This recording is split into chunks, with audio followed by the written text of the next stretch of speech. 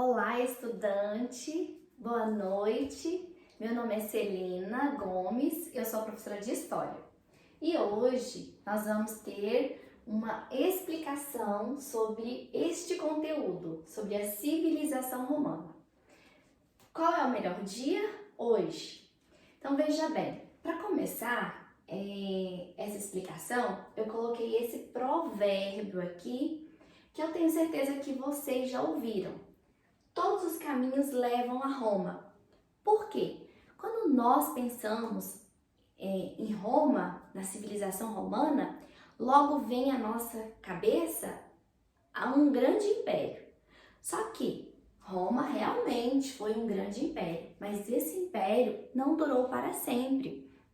Esse império entrou em decadência por volta de 476 depois de Cristo. Então, não esqueça, império foi só uma das fases de governo, uma fase política ali de Roma. Não só um império.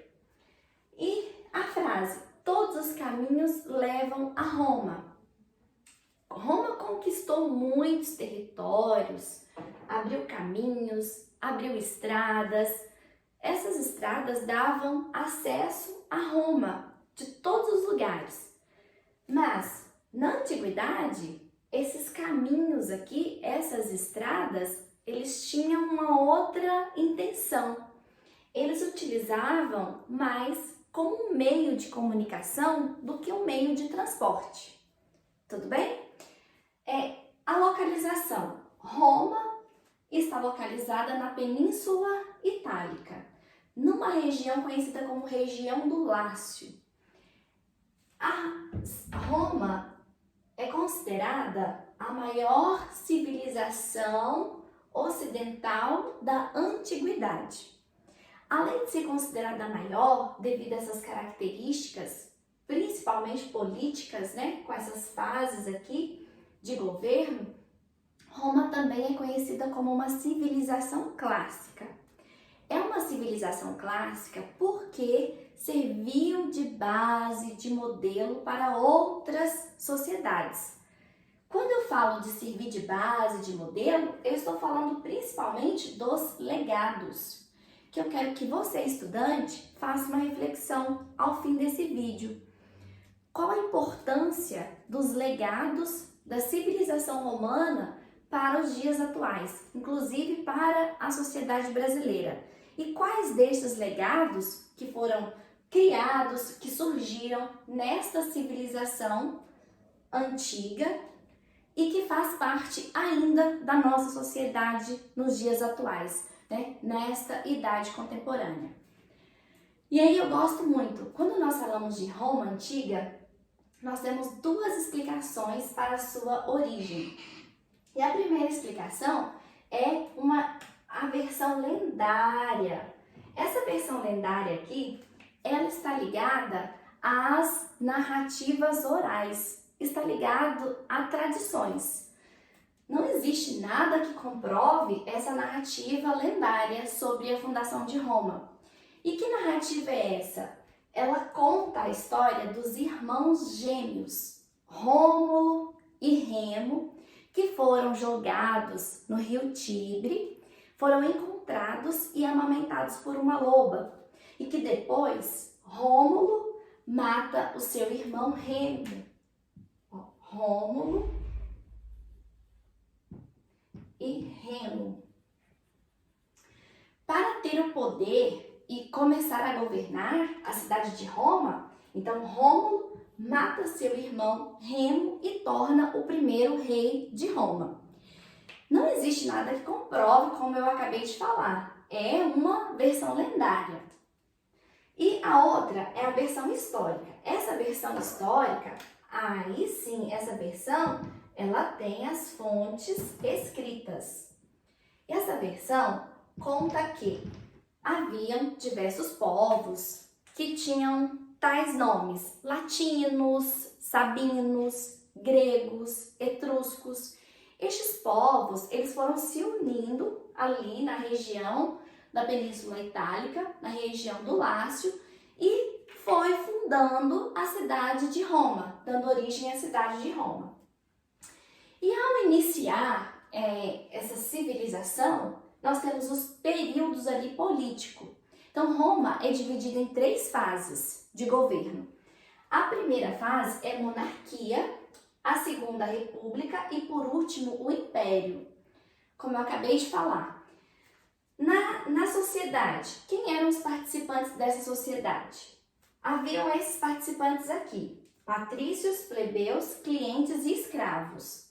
Olha, os patrícios eram aquelas pessoas que eram privilegiadas, que tinham poderes, que participavam da política. Os plebeus, visualiza aqui, eu deixei esse espaço maior para você perceber que os plebeus compunham a maioria na sociedade romana. Os clientes vinham abaixo aqui dos plebeus e, por último, os escravos. Esses clientes eram pessoas que estavam subordinados aos patrícios numa questão meio de dependência. Moravam nas propriedades, né, recebiam moradia, recebiam alimentação. E os escravos na sociedade romana estavam relacionados a pessoas que eram capturadas ou a pessoa se tornava escravo por dívidas. Não havia tráfico de escravos nesse momento aqui, não vamos confundir. E como eu disse no início da aula, por que é importante aprender sobre essa civilização romana? Principalmente pelos legados que essa sociedade deixou. Nós falamos o português. O português é uma língua de origem neolatina, que é um dos principais legados dessa civilização. O direito foi extremamente importante. Por quê? Porque ele surgiu para amenizar os conflitos que haviam aqui entre a sociedade. Arquitetura. Nós temos diversas construções magníficas em Roma e algumas que foram construídas inclusive no período do Império, como o Coliseu, né? Que foi inaugurado ali no século I. O Coliseu é uma arquitetura magnífica de Roma. E a forma de construção, os aquedutos, o exército. O exército romano tinha uma disciplina fascinante, por isso conquistou muitos territórios. E o cristianismo. O cristianismo surgiu no Império Romano quando Teodósio tornou o cristianismo a religião oficial e desde então deu origem à Igreja Católica Apostólica Romana, que está até hoje na sociedade. Além disso, outros, como eu citei aqui, a República. A República é o nosso sistema de governo. República é uma palavra de origem latina e significa coisa pública. Hoje, no Brasil, o sistema de governo é a República. E nesses períodos aqui da divisão, eles ficaram em determinados momentos da história romana. A monarquia, ela é governo de rei. E em determinado momento da história, os patrícios estavam insatisfeitos com a monarquia. Então, eles derrubaram a monarquia, porque mono quer dizer governo de uma pessoa. Então, os patrícios queriam mais privilégios na política, queriam mais protagonismo. Então, eles derrubam a monarquia e instauram a república. Na república, vão governando, depois formam os triunviratos, vai ter o primeiro triunvirato, o segundo triunvirato, até dar origem ao império. E nesse período aqui da república é onde ocorre a expansão territorial, é onde ocorrem muitos conflitos aqui nas relações sociais e no império também temos muitas características, inclusive as questões da religião. Mas o Império Romano não durou para sempre. Em 476, depois de Cristo, esse império entra em declínio. E é nesse período que ocorre a transição da Idade Antiga para a Idade Média. Tudo bem? Qualquer dúvida, podem perguntar que eu estou disponível para responder.